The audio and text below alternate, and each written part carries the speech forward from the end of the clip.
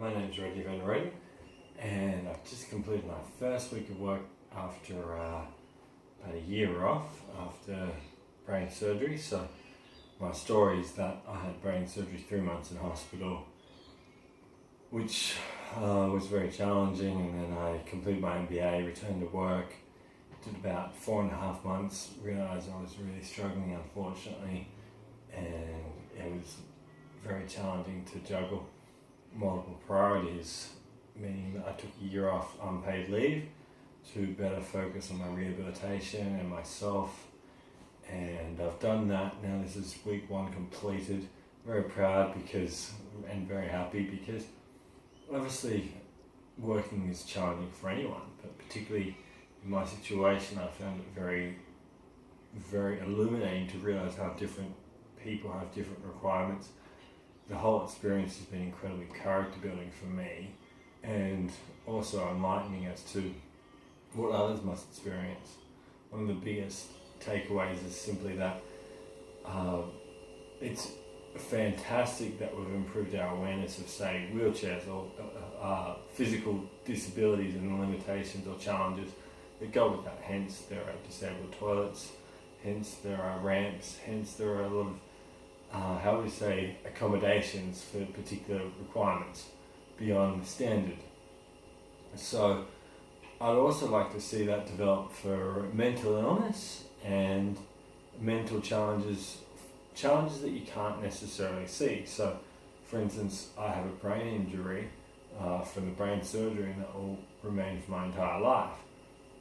So am I to wear a t-shirt that says, look, this is my medical record, here is the information? I would hope not, but that may be an idea. Maybe it is conceivable that one day, I was thinking maybe you wear a t-shirt, be nice, I've had brain surgery. It might be one of the options, or be nice, I've got whatever challenge, because you can't see the mental challenges, and they affect you as much, if not more, in some cases, than the physical. Now, I don't want to make this physical disability versus mental disability, because both are challenging in their own right. I'd just like to say, look at the advancements we've made in physical disability awareness and accommodation and management versus mental. And I know it's it seems to be the popular topic in terms of people becoming more aware of it, and I think that's fantastic. But let's make it even less taboo to talk about, which is why I'm mentioning this. And hopefully you see this video and you see it as an encouragement for whatever you're going through, that maybe you can, and probably you can make it through and achieve whatever you want to achieve. So in my case, work was very important for me, and I'm very happy to proudly say that week 1 I managed to get up. My routine was 4 a.m, wake up, prepare, 4 and eat breakfast, etc. 4:45, travel to the gym. 5 to 6, gym, weights, training and rehab. 6 to 7, a yoga class. Then 7, travel home. So 7:15, travel home. 7:15, walk to work, to get to work, say 8:30, thereabouts. And then work through to say 6:30 this week, and then do it all again. And then I do my rehab when I get home, which is about 30 minutes of exercise. So yes, my life is pretty much work and rehab and sleep right at the moment. Yet I'm assuming and hoping that there'll be a long-term payoff. And I'm feeling great. I mean, everyone talks about the life of luxuries, and it's very easy to think of a hedonistic lifestyle being the answer, but I'm very, very happy to have this structured lifestyle, and I feel like I'm improving. I feel like each day I achieve something through my physical rehabilitation, my mental rehabilitation. I feel that I'm contributing and making a difference at work from what I do, and then when I go home and I go to sleep, I feel like, wow, I've lived, I've made a day. Now, admittedly, I'm not climbing a mountain, admittedly, I'm not diving to the depths of the ocean. I'm happy with what I'm doing because I feel like I'm maximising my talents and my contribution. So I'm very grateful for the opportunity and the partnership with my employer, which I won't mention right now, their name, for just in case there's any confidentiality issues. But a huge thank you to to my employer and any employer like them who have a wonderful diversity policy where I'm not, they don't need to reinvent the wheel with me. I'm not the first person to have challenges, but be it physical, mental, whatever. I'm just one of the many people that are different that work there, and that diversity brings a wonderful array of talents and insight and viewpoints, perspectives that the ordinary person may not have, and that's brought together in a wonderful synergy through my work because they embrace the little things. They've made a wonderful difference for many people in welcoming them to the workforce. Not to say others don't, I don't know, I've only lived my life, I can't speak for everyone. I can speak for my employer right now, and I do feel that they do a superb job of ensuring that you feel like you're being listened to. And I think that's incredibly important, especially when decisions are made.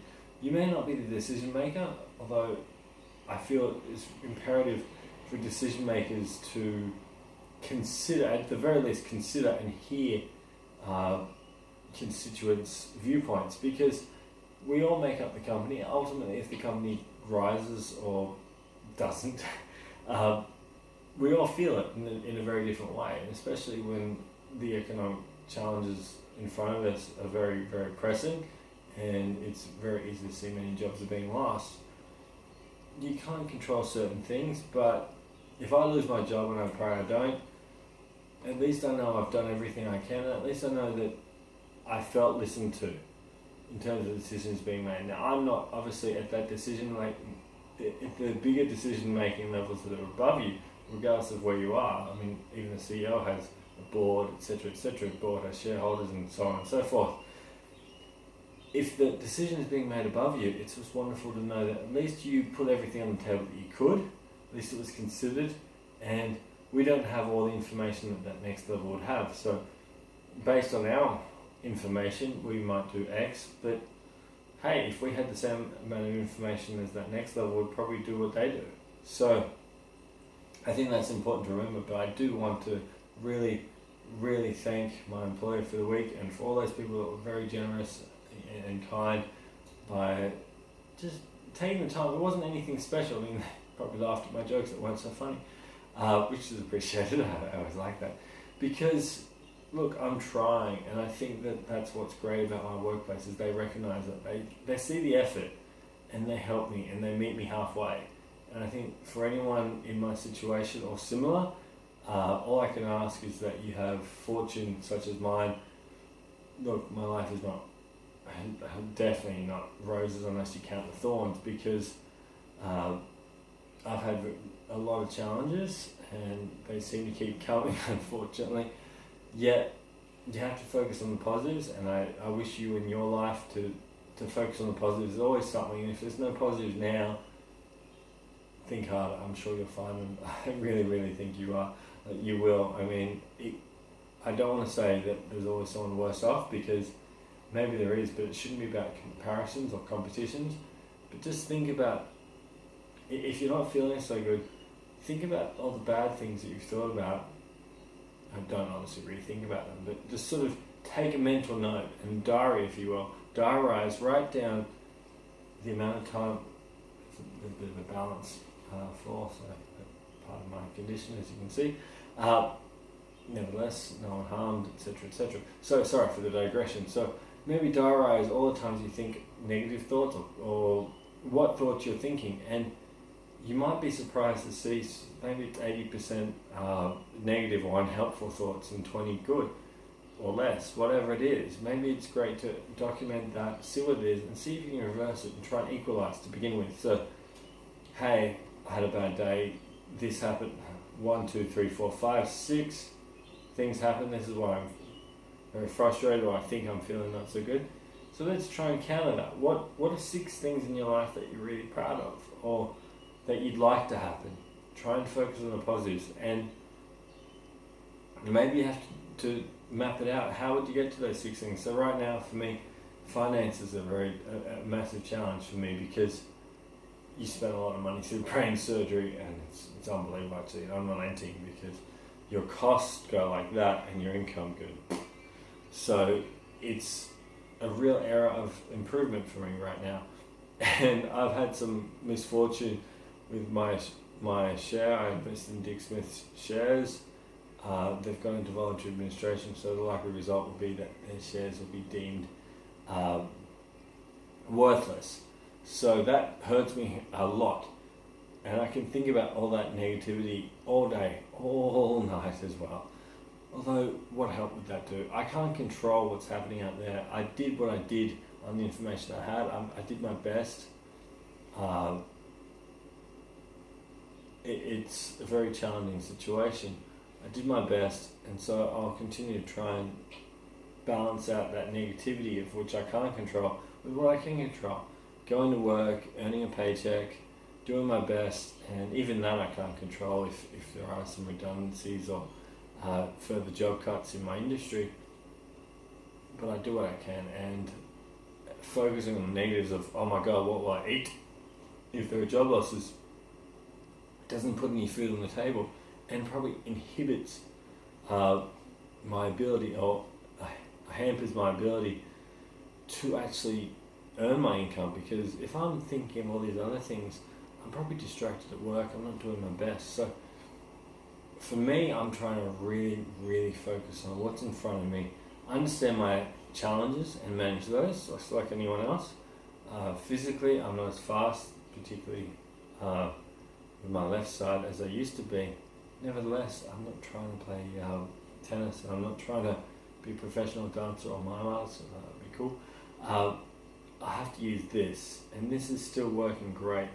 It's very challenging to transfer these thoughts into actions or communication sometimes, because there's a lot going on here, and I feel like I only sort of convey maybe 10% of it, and I'm unsure how the receiver understands and comprehends the message that I'm trying to send, but I do my best. So I've perhaps rambled somewhat, but I'd just like to share the fact that I made it through the first week of work. I'd like to continue that.